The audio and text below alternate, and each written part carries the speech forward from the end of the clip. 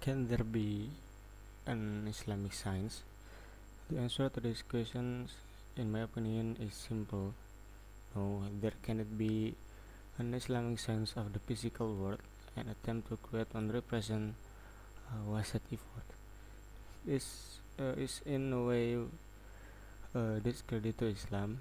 As Rashid Ahmad Khan has argued, the purpose of religion is to improve morality rather than specify scientific facts.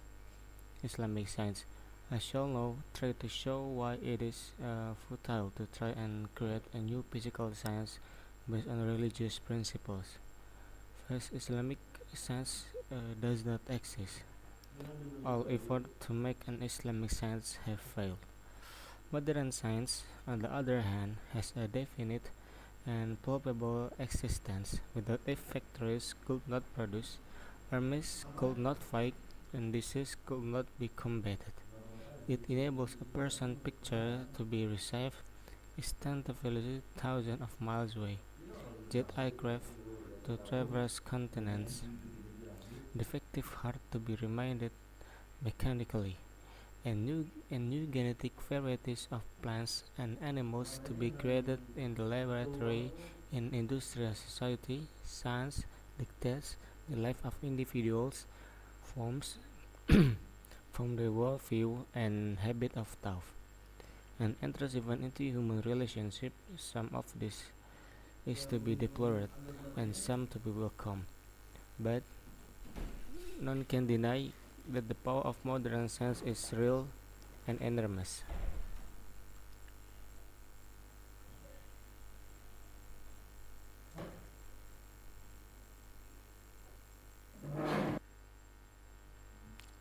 Artinya adalah eh, dalam buku ini menjelaskan art, menurut saya jawaban atas pertanyaan ini sederhana.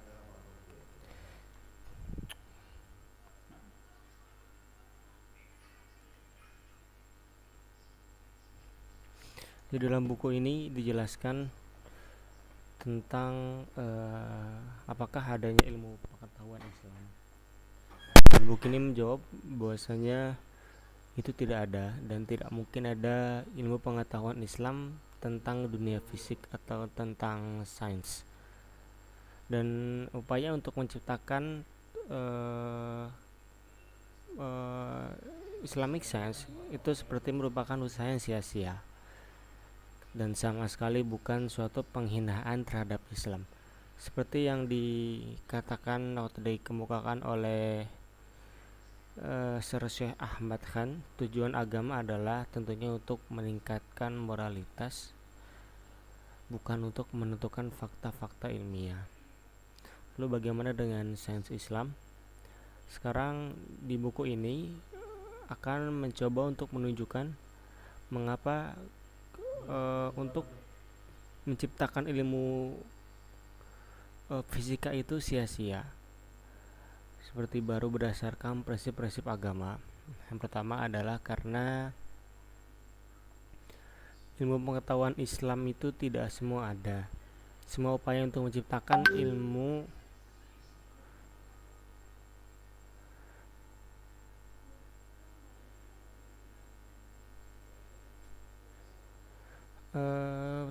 ilmu pengetahuan Islam itu tidak ada. Jadi semua upaya untuk menciptakan ilmu Islam itu dianggap gagal. Di sisi lain, sains modern itu memiliki keberadaan yang pasti dan nyata. Tanpanya pabrik tidak akan dapat berproduksi, tentara tidak dapat berperang, dan penyakit tidak dapat dilawan. Sains memungkinkan gambar seseorang diterima secara instan dari jarak ribuan mil. Pesawat jet melintas benua, jantung yang rusak dapat diperbaiki secara mekanis, dan varietas genetik baru tanaman dan hewan dapat diciptakan di laboratorium. Dalam masyarakat industri, sains mendikte kehidupan individu, membentuk pandangan dunia dan kebiasaan berpikir mereka, dan bahkan masuk ke dalam hubungan antar manusia. Sebagian dari hal ini patut disayangkan dan sebagian lagi patut disambut. Tetapi tidak seorang pun dapat menyangkal bahwa kekuatan sains modern itu nyata dan sangat besar.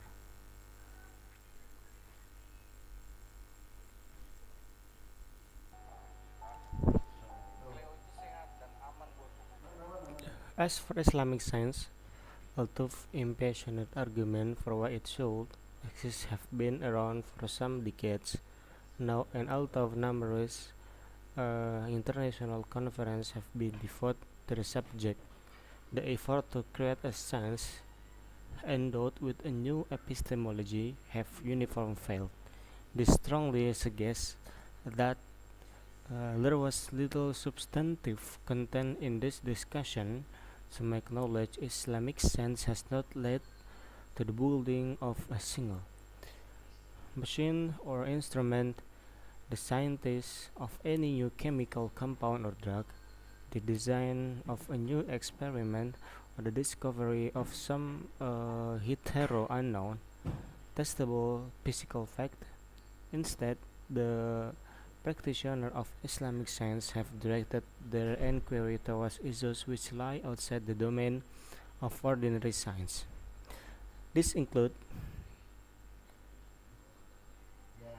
These include such unstable matters as the speed of heaven, the temperature of hell, the chemical composition of genes, Formula A for the calculations of munafiqat, explanation of the Holy Prophet ascension based on the theory of relativity, and the numerous other instances described in the article. They call it Islamic science. At the end of the book, whether these so-called discoveries of Islamic science are consistent with the Islamic faith,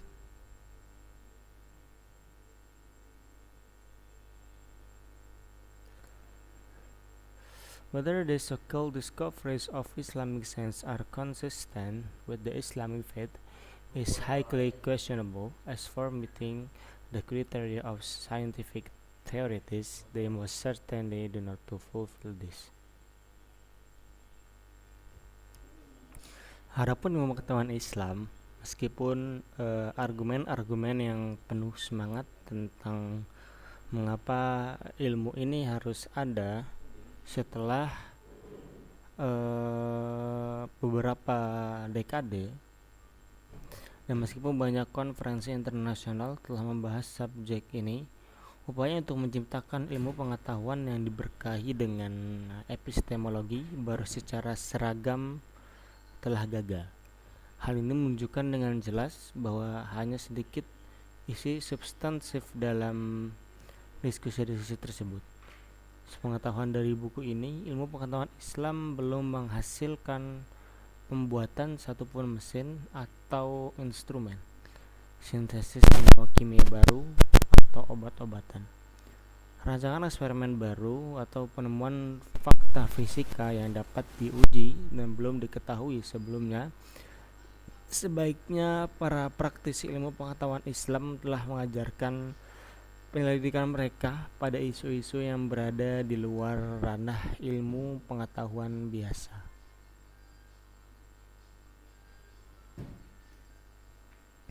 Ini termasuk hal-hal yang tidak dapat diuji seperti kecepatan surga, suhu neraka, komposisi kimia jin, rumus untuk menghitung munafiqat atau kemunafikan, penjelasan tentang kenaikan Nabi Muhammad SAW berdasarkan teori relativitas, dan berbagai contoh lain yang dijelaskan dalam artikel. Mereka menyebutnya sains Islam.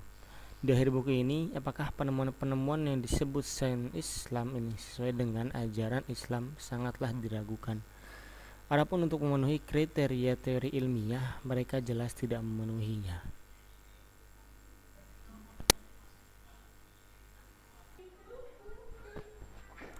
Second, specifying a set of moral and technological principles, no matter how elevated, does not permit one to build a new science from scratch. Suppose the scientists believe in the unity of God, scientist B is a polytheist, and scientist Z is an atheist.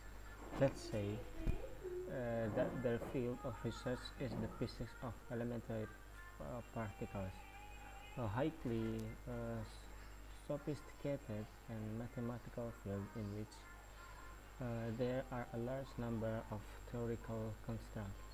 In spite of their varied beliefs, the professional work will be judged by only one standard.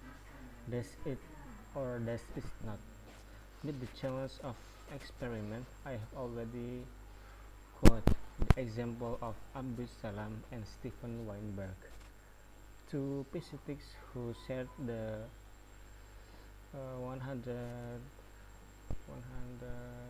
1979 Nobel Prize in Physics for having identified the weak and electromagnetic force exciting in nature. Salam, who declares himself to be a believer, and Weinberg, who is an avowed atheist, were both geographically and ideologically remote from each other when they conveyed the same theory of physics. The impossibility of decreeing the such and such science should exist arises from the fact that science has its own internal logic which cannot be tampered with from outside. Even the scientist himself has sometimes no choice. For example, both Galileo and Newton were Christians and had little desire to change the belief of their times. Newton was at times deeply troubled by the conflict with Christian dogma, but he opted ultimately for ultimately. The discovery set into motion a tidal wave of scientific growth which swept away much of the power of the church. Had Newton known that this was to happen, he may well not have published his Principia.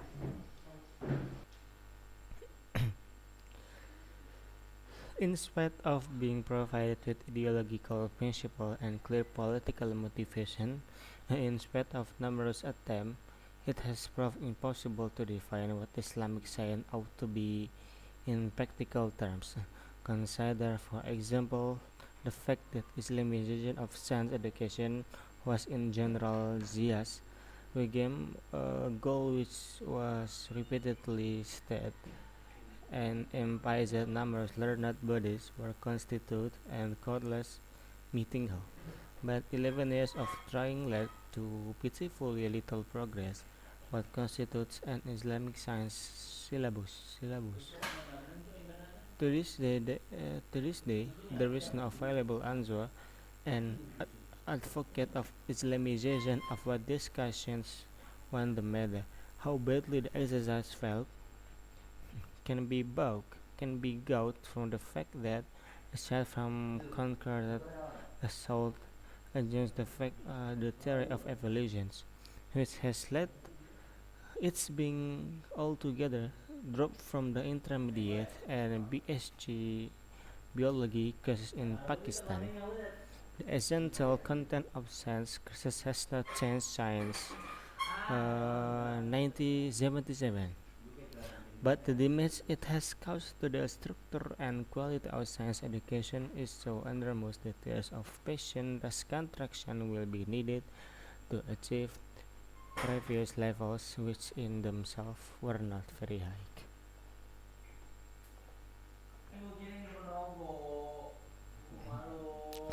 Kedua, yaitu menetapkan perangkat prinsip moral dan teologis. Betapapun luhurnya, tidak memungkinkan seseorang untuk membangun ilmu pengetahuan baru dari awal. Misalkan ilmuwan A percaya pada keesaan Tuhan, ilmuwan B adalah seorang politeis, dan ilmuwan C adalah seorang ateis. Katakanlah bidang penelitian mereka adalah fisika partikel elementer, bidang yang sangat canggih dan matematis di mana terdapat sejumlah besar konstruksi teoritis terlepas dari perbedaan kepercayaan mereka. Karya profesional mereka hanya akan dinilai dengan satu standar. Apakah karya tersebut memenuhi tantangan eksperimen atau tidak? Saya telah mengutip contoh Abdus Salam dan Stephen Weinberg, dua fisikawan yang berbagi hadiah. Nobel Fisika tahun 1979 karena telah menyatukan gaya lemah dan elektromagnetik yang ada di alam. Salam, ia menyatakan dirinya sebagai seorang yang beriman, dan Weinberg yang merupakan seorang ateis yang terang-terangan. Keduanya secara geografis dan ideologis berjauhan ketika mereka merancang teori fisika yang sama. Ketidakmungkinan untuk menetapkan bahwa ilmu pengetahuan tertentu harus ada muncul dari fakta bahwa ilmu pengetahuan memiliki logika internalnya sendiri yang tidak dapat diubah dari luar. Bahkan ilmuwan itu sendiri terkadang tidak punya pilihan. Misalnya, balik Galileo maupun Newton adalah penganut Kristen yang taat dan tidak memiliki keinginan untuk mengubah kepercayaan pada zaman mereka. Newton pada beberapa kesempatan sangat terganggu oleh konflik dengan dogma Kristen, tetapi pada akhirnya ia memilih objektivitas. Pada akhirnya penemuan mereka memicu gelombang besar pertumbuhan ilmiah yang menyapu sebagian besar kerusakan gereja.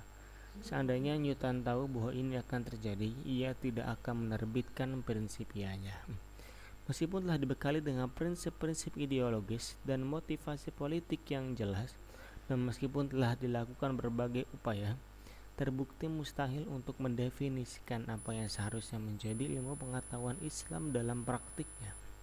Pertimbangkan, misalnya fakta bahwa Islamisasi pendidikan sains pada masa pemerintahan Jenderal Zia merupakan tujuan yang berulang kali dinyatakan dan ditekankan.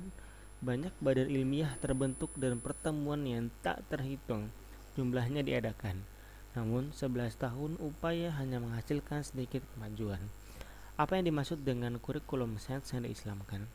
Hingga hari ini belum ada jawaban yang tersedia, dan para pendukung Islamisasi menghindari diskusi tentang masalah ini.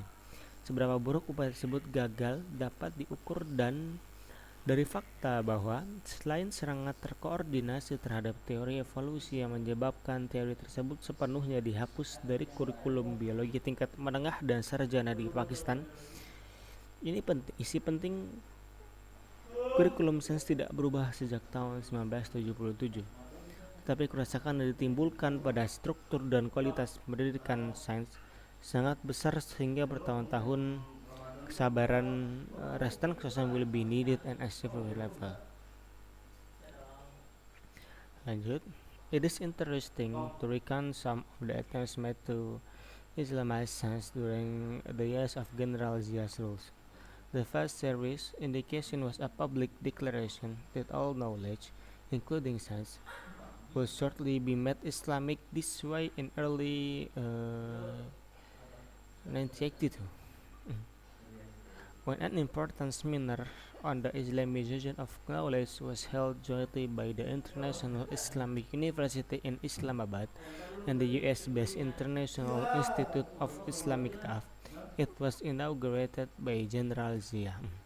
The keynote address was given by the Islamic University rector, the late Mr. A.K. Brohi. Of Mr. Brohi, it must be said that he was a highly articulate lawyer of the both English school who became a national figure for the group of X77. Much of this film derived from the creation of an ingenious doctrine of necessity which declared legitimate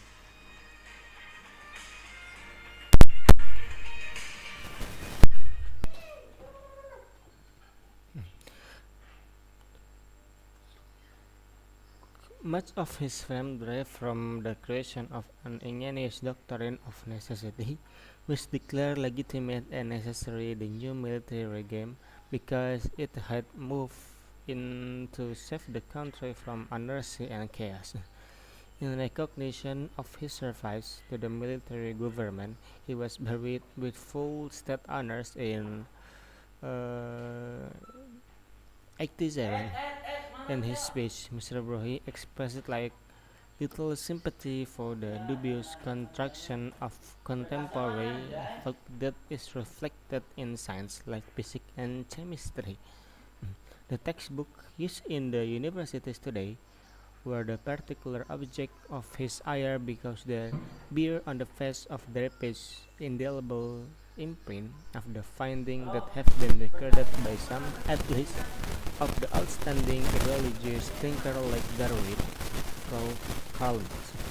Mr. Brohi found Einstein's theory of relativity to be objectable and incompatible with Islam. In my concerned opinion, the Einsteinian view of the behavior of moving particles, or the ultimate constitution of matter, regarded from the Islamic perspective, is false. Mr. Brohi was not a physicist, let alone the special kind of physicist who spent a part of his life simply acquiring the mathematical tools, without which Einstein's theory of relativity cannot be comprehended, much less Charles Lazarman, of those who admit to a small amount of doubt or ignorance in some matters would have probably refrained from commenting on matters outside their ken, let they appear a little foolish. But like the venerable Archbishop Asher, who had concluded from his study of the Bible that the world began at 9 a.m. on Sunday, 23 October 4004 before century. Mr. Brohi, too, was a man of conviction who gave priority to his interception of faith over the exegesis of scientific reasoning. Another affirmation of the view that science should be subordinated to religion was provided by Dr. M. A. Ghazi, advisor to the President on Science and Technology. This high position in the Pakistani scientific establishment did not in speech entitled Islamicization of modern scientific knowledge.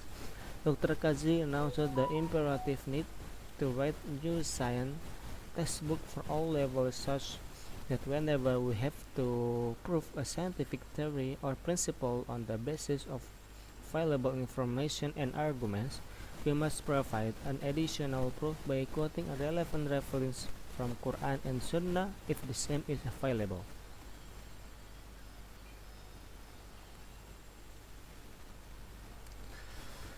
Menarik untuk mengingat kembali beberapa upaya yang dilakukan untuk mengislamisasikan ilmu pengetahuan selama masa pemerintahan Jenderal Zia. Indikasi serius pertama adalah deklarasi publik bahwa semua pengetahuan, termasuk ilmu pengetahuan, akan segera diislamkan. Ini terjadi pada awal tahun 1982 ketika sebuah seminar penting tentang Islamisasi ilmu pengetahuan diadakan bersama oleh Universitas Islam Internasional di Islamabad dan Institut Pemikiran Islam Internasional yang berbasis di Amerika Serikat. Seminar tersebut diresmikan oleh Jenderal Zia. Pidato utama disampaikan oleh Rektor Universitas Islam, almarhum Bapak E.K. Brohi. Mengenal Bapak Brohi, perlu disebutkan bahwa beliau adalah seorang pengacara yang sangat fasih dari aliran hukum Islam lama yang menjadi tokoh nasional setelah kudeta tahun 1977.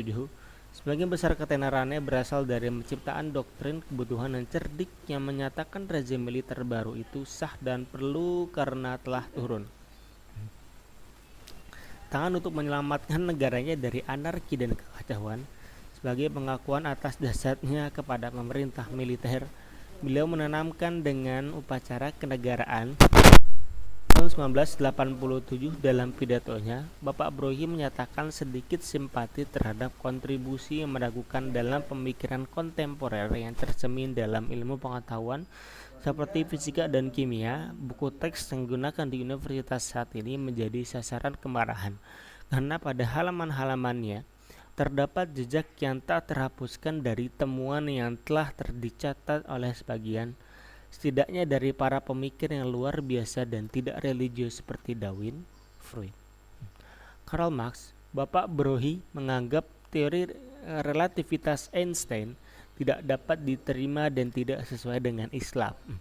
Menurutnya, Menurut pendapat dari buku ini, pandangan Einstein tentang perilaku partikel yang bergerak atau unsur-unsur pokok materi dilihat dari perspektif Islam adalah salah. Tuan Brohi bukanlah seorang fisikawan, apalagi fisikawan jenis khusus yang menghabiskan sebagai hidupnya untuk memperoleh alat-alat matematika yang tanpanya teori relativitas Einstein tidak dapat dipahami. Apalagi tentang dalam beberapa hal, mungkin akan menahan diri untuk tidak berkomentar tentang hal-hal di luar pengetahuan mereka agar tidak tampak sedikit bodoh. Tetapi seperti Uskup Agung User yang terhormat yang menyimpulkan dari studinya tentang Alkitab bahwa dunia dimulai pada pukul 9 pagi pada hari Minggu 22 Oktober 4004 sebelum Masehi. Tuan Brohi juga adalah seorang yang teguh pendirian yang memprioritaskan interpretasi imannya di atas tuntunan penelaran ilmiah. Penegasan lain atas pandangan bahwa sains harus tunduk pada agama diberikan oleh Dr. M.A. Kazi, penasihat Presiden bidang sains dan teknologi. Posisi tinggi dalam lembaga ilmiah Pakistan ini tidak mencegahnya untuk menyatakan ketidaksukaannya terhadap metodologi sains modern. Dalam pidatonya berjudul Islamisasi Pengetahuan Islamiah Ilmiah Modern, Dr. Kazi mengumumkan kebutuhan mendesak untuk menulis buku teks sains baru untuk semua tingkatan sehingga kapanpun kita harus membuktikan teori atau prinsip ilmiah berdasarkan informasi dan argumen yang tersedia. Kita harus memberikan bukti utama dengan mengutip referensi yang relevan dari Al-Quran dan surah jika tersedia.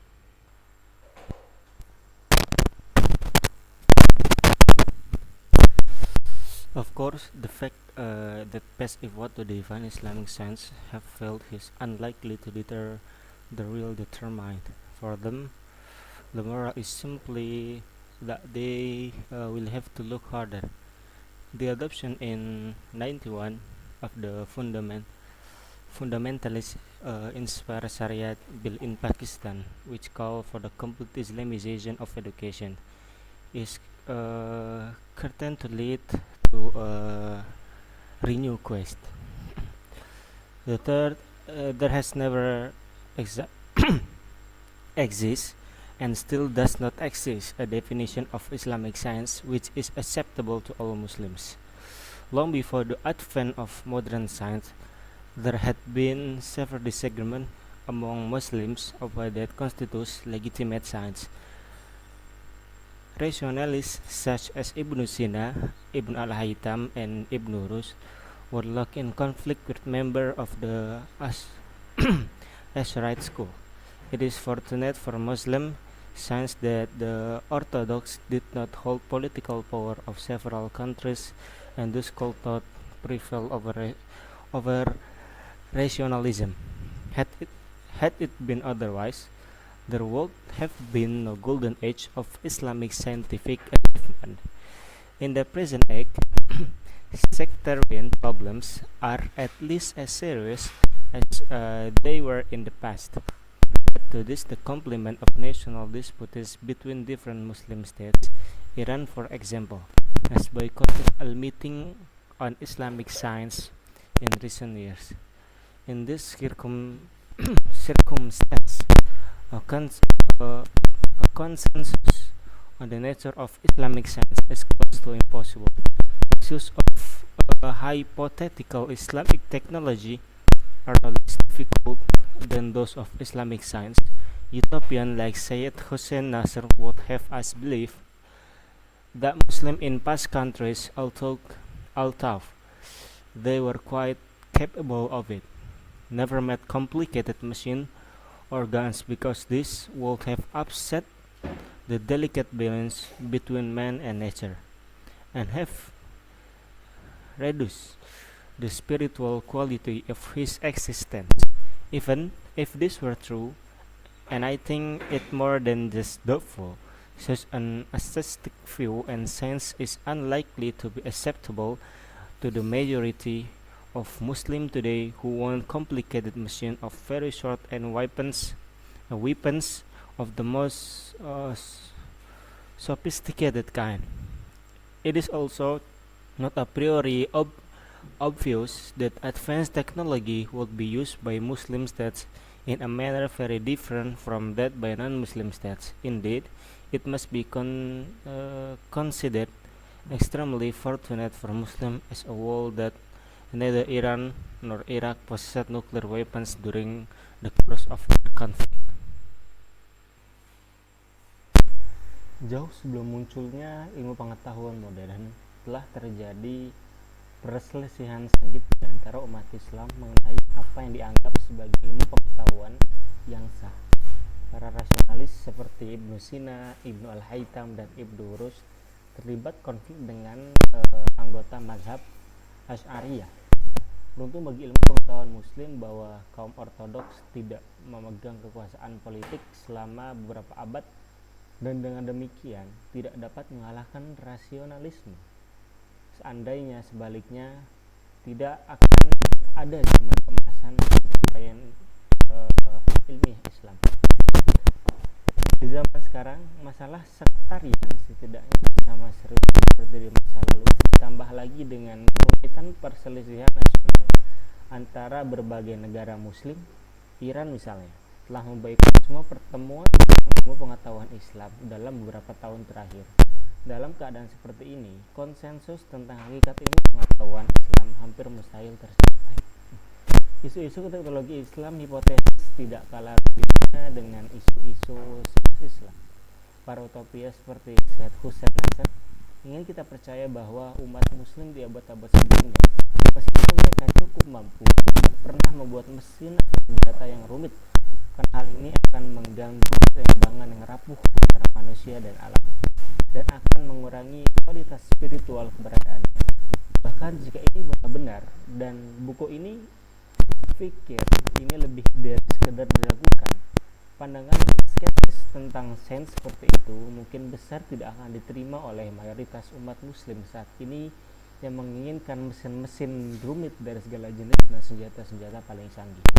Juga tidak secara a priori jelas bahwa teknologi canggih akan digunakan oleh negara-negara Muslim dengan cara yang sangat berbeda dari negara non-Muslim. Memang masih dianggap sangat beruntung bagi umat Muslim secara keseluruhan bahwa baik Iran maupun Irak tidak memiliki senjata nuklir dalam konflik mereka. Can there be a Marxist science? Although our interest centers around the issues of Islamic science, it is of great relevance to explore the encounter of science with ideology in another context. During the years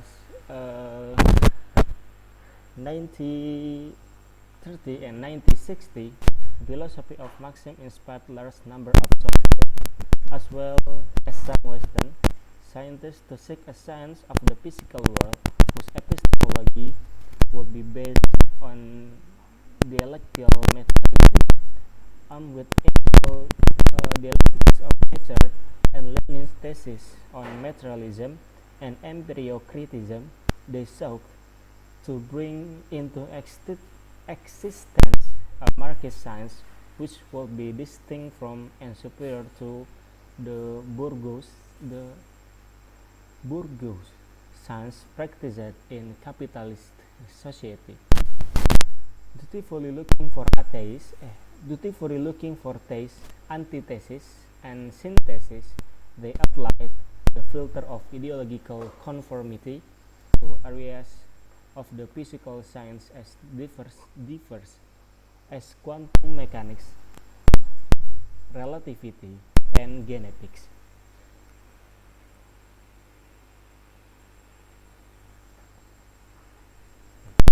This attempt to create a socialist science was not just like a failure. It was an unmitigated disaster. The classic example of this is Lysenko socialist biology in Stalin's Russia. So important in this phenomenon in the history of socialist thought that numerous books, both by Marxist and anti-Marxist, are devoted to its examination. Only the brief summary can be attempted here.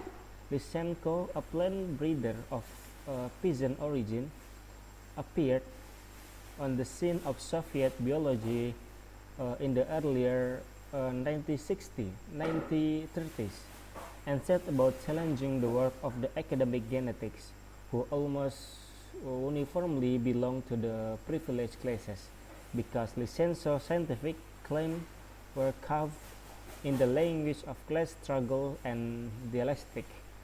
They were adopted as official doctrine by the Russian state under Stalin. His supporters were soon able to gain access to the apparatus of state terror, and thereafter began the elimination of scientific opponents from all position of authority. The most infamous case is that of Nikolai Vavilov, a pioneer of plant genetics and himself a man with socialist learnings. Vavilov was sentenced to death by a military court for allegedly committing agricultural sabotage and various other crimes. Although the sentence was later commuted to the years imprisonment, he died in prison after serving 3 years. Based on highly dubious arguments and falsified data, Lysenkoism was an attempt to refute Mendelian genetics. It claimed that heredity is not determined by genetic structure, but instead is a result of interaction between the organism and the environment. The experience of the organism over its lifetime and transmit onto its progeny. The natural corollary of this is that man determines himself a highly attractive ideological proposition from a socialist angel, but as biologists can prove with massive amount of evidence, acquired characteristics are not transmitted and the proposition is simply false. Another of Lysenko's claims was that plants of the same species show socialist solidarity and would not compete against each other for survival. He also insisted that trees of the same species planted close together would help each other survive. Forestry in Russia suffered considerably on account of this false belief. Lysenkoism and Soviet biology back by about 20 years caused much human suffering through the persecution of opponents and did considerable damage to Soviet agriculture. Not until the Khrushchev era did it fall into open discredit, as could be expected. Opponents of socialism were quick to seize upon the debacle of demonstrating the illogic and tyranny of Marxism.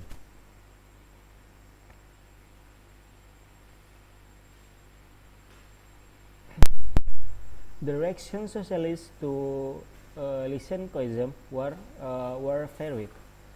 On the one hand, long after it was discredited in Russia, ultramoist paraded it is as the supreme religion of angels, dialectic, and criticized the Soviet renunciations of Lysenkoism and revisionist elder search for the material conditions such as the poor state of Russian agriculture and Stalin's failure at farm collectivism, which gave rise to a desperate search for magical irritational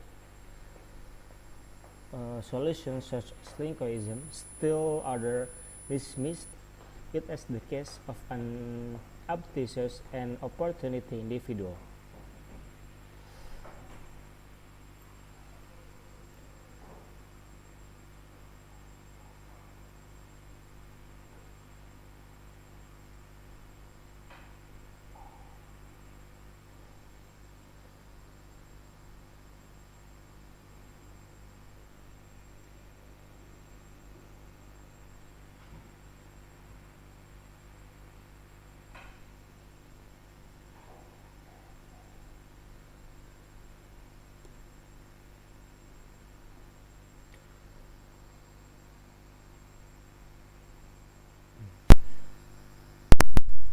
still other dismiss is the case of an obtuse and opportunistic individual operating in an authoritarian environment because it was but an individual case. They said little of abiding interest could be looked into it.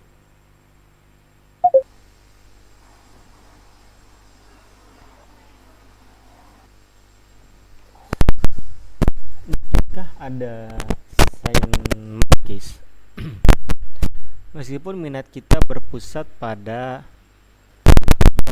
isu ilmu pengetahuan Islam, sangat relevan untuk mengeksplorasi perjumpaan ilmu pengetahuan dengan ideologi dalam konteks lain. Selama tahun 1930 sampai 1960, filsafat Marxisme menginspirasi sejumlah besar ilmuwan Soviet serta beberapa ilmuwan Barat untuk mencari ilmu tentang dunia fisik yang epistemologinya didasarkan pada materialisme dialektis. Berbekal dialektika alam karya Engels dan tesis Lenin tentang materialisme dan empirio kritik, mereka berupaya mewujudkan ilmu Marxis yang berbeda dari dan lebih unggul dari ilmu borjuis yang dipraktikkan di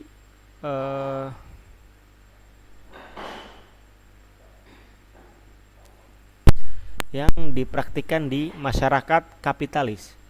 Dengan tekun mencari tesis, antitesis, dan sintesis, mereka menerapkan filter kesesuaian ideologis pada berbagai bidang ilmu fisika, seperti mekanika kuantum, relativitas, dan genetika. Upaya untuk menciptakan ilmu pengetahuan sosialis ini bukan hanya sebuah kegagalan, tetapi juga bencana besar. Contoh klasiknya adalah biologi sosialis Lysenko di Rusia era Stalin. Fenomena ini sangat penting dalam sejarah pemikiran sosialis, sehingga banyak buku baik karya Marxis maupun anti-Marxis yang membahasnya. Di sini hanya ringkasan singkat yang dapat diulas.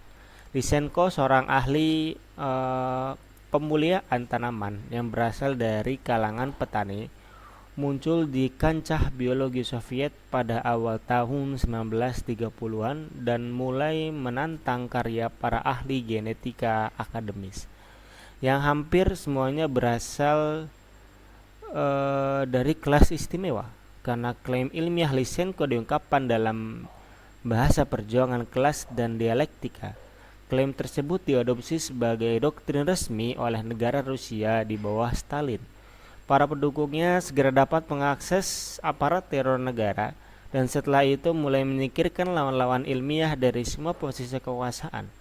Kasus yang paling terkenal adalah Nikolai Vavilov, seorang pelopor genetika tanaman dan seorang pria dengan kecenderungan sosialis. Vavilov dijatuhi hukuman mati oleh pengadilan militer karena diduga melakukan sabotase pertanian, dan dijatuhi hukuman mati oleh pengadilan militer karena dan berbagai kejahatan lainnya. Meskipun hukuman tersebut kemudian diubah menjadi 10 tahun penjara, ia meninggal di penjara setelah menjalani hukuman selama 3 tahun. Berdasarkan argumen yang sangat menakutkan dan data yang dipalsukan Lysenkoisme berupaya untuk membantah genetika Mendel yang mengklaim bahwa pewarisan sifat tidak ditentukan oleh struktur genetik, melainkan hasil interaksi antara organisme dan lingkungan. Pengalaman organisme sepanjang hidupnya ditransmisikan kepada keturunannya. Konsekuensi alamiahnya adalah bahwa manusia menentukan dirinya sendiri sesuai porsi ideologis yang sangat menarik dari sudut pandang sosialis. Namun seperti yang dapat dibuktikan oleh para ahli biologi dengan sejumlah besar bukti, karakteristik yang diperoleh tidak ditransmisikan dan proposisi tersebut sama sekali salah. Klaim palsu Lysenko lainnya adalah bahwa tumbuhan dari spesies yang sama menunjukkan solidaritas spesialis dan tidak akan bersaing satu sama lain untuk bertahan hidup. Ia juga bersikeras bahwa pohon-pohon dari spesies yang sama ditanam berdekatan akan saling membantu untuk bertahan hidup. Kehutanan di Rusia sangat menderita akibat kepercayaan palsu ini. Lysenkoisme membuat biologi Soviet mundur sekitar 20 tahun, menyebabkan banyak penderitaan manusia melalui penganiayaan terhadap para penentangnya, dan menimbulkan kerusakan yang cukup besar pada pertanian Soviet. Baru pada era Khrushchev, Lysenkoisme jatuh ke dalam ketidakpercayaan publik secara terbuka. Seperti yang bisa diduga, para penantang sosialisme dengan cepat memanfaatkan kegagalan ini untuk menunjukkan ketidaklogisan dan tirani Marxisme.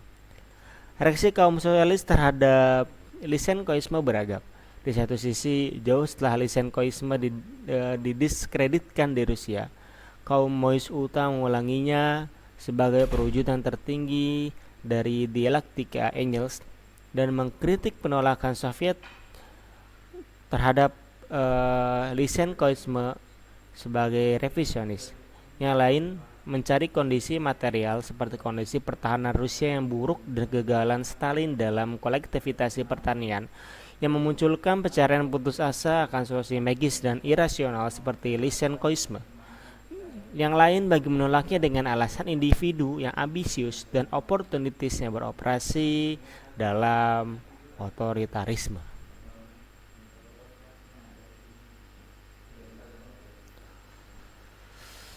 But the Lysenko experience should not be dismissed so lightly. While it was the most dishonorable example of a Marxist science, there were other extents too.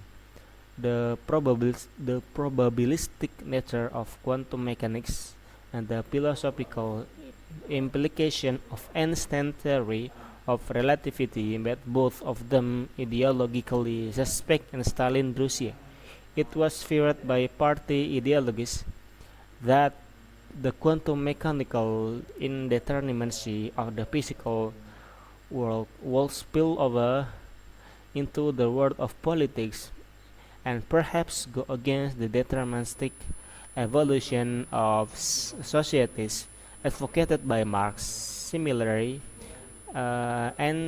Einsteinian relativity was considered as a prologue to moral relativism. One sees how, in the books of the monograph written during that era, even very respectable physicists such as Vivek went to absurd lengths in attempting to explain how they work was derived from Marxist-Leninist principles. This experience has been instrumental in liberating progressive scientists from the misplaced notion that nature can be forced into obeying an ideology. As for the use the scientist is put to, that is all go together in a different issue.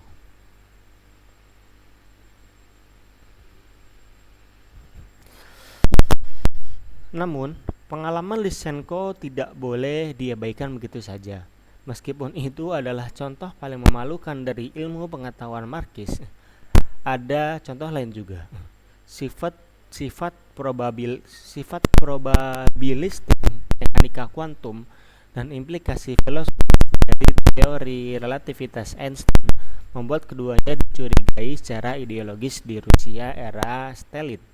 Para ideolog partai khawatir bahwa ketidakpastian mekanika kuantum dari dunia fisik akan meluas ke dunia politik dan mungkin bertentangan dengan evolusi deterministik masyarakat yang dianjurkan oleh Marx. Demikian pula relativitas Einstein dianggap sebagai pendahuluan bagi relativisme moral. Kita dapat melihat bagaimana dalam buku monograf yang ditulis pada era itu, bahkan fisikawan yang sangat terhormat seperti Vivek berusaha keras untuk menjelaskan bagaimana karya mereka berasal dari prinsip-prinsip Marxis-Leninis. Pengalaman-pengalaman ini sangat berperan dalam membebaskan para ilmuwan prosesif dari anggapan keliru bahwa alam dapat dipaksa untuk mematuhi suatu ideologi. Adapun penggunaan sains itu adalah masalah yang sama sekali berbeda.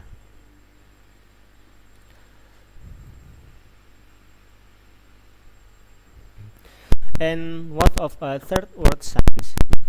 It's an unjust world that we live in, third world nation with over three-quarters of the world's populations earn less than 20% of the gross global product and consume only 22% of the world's natural resources.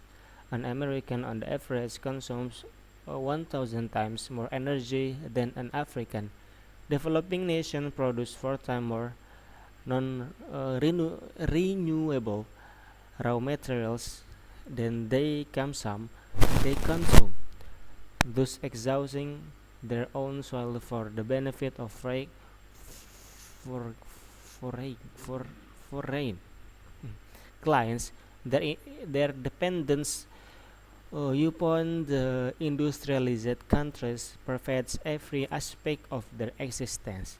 In the economic sphere, this is highlighted by the fact that third world countries paid the staggering sum of $150 billion in 1989 for debt servicing to banks in the industrialized countries. This dependence is not accidental by any means. The self-interest for the industrialized countries, in spite of rhetoric to the contrary, is for maintenance of the status quo. This become clear upon examining policies made by the industrialized countries through international agencies, banks, and lending organizations. Many of these are devastating consequences for the third world. For example, elites in these countries are being deliberately inspired with a policy of unbridled greed for imported consumer goods. Their military adventurism is being nourished by sophisticated arms supplies from military industrial complexes in the developed countries. However, only very rarely, such as when Iraq used these weapons against the West and its clients, does this become an issue worthy of attention. National resources are pointed by transnational corporations with chop down forests and pollute rivers for profits. Numerous countries are subject to the dumping of chemical and pesticides which threaten to destroy the local ecology, and they are easy victim to bubble like disaster.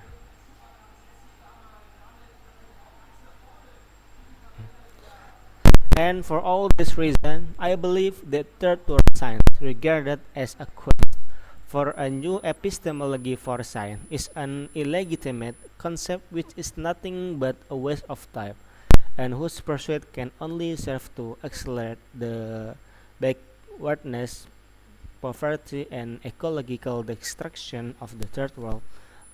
But it is an altogether different issue when one looks at the role of modern science as the major factor of producing inequality between different cultures. Indeed, this disparity did not exist in earlier time. Not single culture was powerful enough to dominate and devalue to the other until the point when modern science was born in Europe. It is now perfectly visible that science, regarded as a factor of production, is excellent producing but terrible distributing. Justice is a concept which lies outside science. Indeed, the cumulative nature of science is such that have continues to have more, and the have not less and less.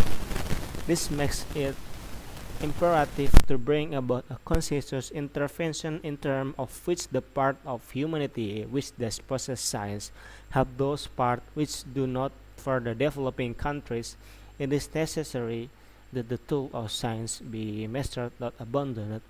Only by doing so can they possibly ensure that own survival and the continued existence of global civilization.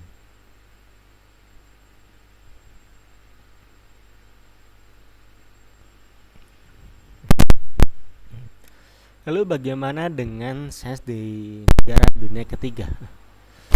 Kita hidup di dunia yang tidak adil. Negara-negara dunia ketiga dengan lebih dari 3/4 populasi dunia memperoleh kurang dari 20% dari produk domestik bruto global dan hanya mengkonsumsi 22% dari sumber daya alam dunia.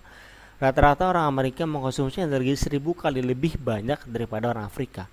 Negara-negara berkembang menghasilkan 4 kali lebih banyak bahan baku non terbarukan daripada yang mereka konsumsi sehingga menghabiskan sumber daya tanah mereka sendiri untuk kepentingan klien asing. Ketergantungan mereka pada negara-negara industri meresap ke dalam setiap aspek kehidupan mereka. Di bidang ekonomi, hal ini menunjukkan oleh fakta bahwa negara-negara dunia ketiga membayar sejumlah 150 miliar US dollar pada tahun 1989 untuk pembayaran hutang kepada bank-bank di negara-negara industri. Ketergantungan ini sama sekali bukan kebetulan. Kepentingan diri negara-negara industri terlepas dari retorika yang bertentangan adalah untuk mempertahankan status quo. Hal ini menjadi jelas ketika meneliti kebijakan yang dibuat oleh negara-negara industri melalui lembaga internasional, bank, dan organisasi pemberi pinjaman. Banyak dari kebijakan ini memiliki konsekuensi yang menghancurkan bagi negara-negara dunia ketiga. Misalnya, para elit di negara-negara yang sengaja diilhami dengan kebijakan keserakahan yang tidak terkendali terhadap orang-orang konsumsi impor. Pertualangan militer mereka didukung oleh pasukan senjata canggih dari kompleks industri militer di negara-negara maju.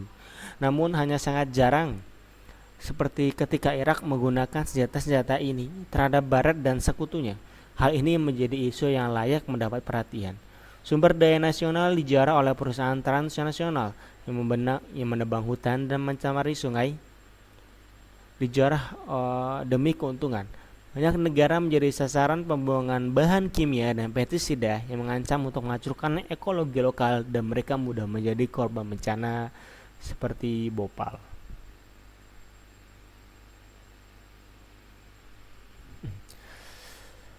Gagasan tentang epistemologi baru untuk sains adalah konsep yang tidak sah dan hanya membuang-buang waktu, serta hanya akan mempercepat keterbelakangan dan kemiskinan dan kerusakan ekologis di dunia ketiga. Namun ini adalah masalah yang sama sekali berbeda ketika kita melihat peran sains modern sebagai faktor utama dalam menghasilkan ketidaksetaraan antar budaya yang berbeda. Memang kesenjangan ini tidak ada di masa lalu. Tidak ada satu budaya pun yang cukup kuat untuk mendominasi dan merendahkan budaya lain sampai sains modern lahir di Eropa. Sekarang terlihat jelas bahwa sains yang dianggap sebagai faktor produksi sangat baik dalam menghasilkan, tetapi buruk dalam mendistribusikan keadilan, adalah konsep berbeda di luar sains. Memang sifat kumulatif sains demikian rupa sehingga mereka memiliki lebih banyak dan mereka tidak memiliki semakin sedikit. Hal ini membuat intervensi sadar menjadi sangat penting, di mana bagian umat manusia yang memiliki sains membantu bagian yang tidak memilikinya.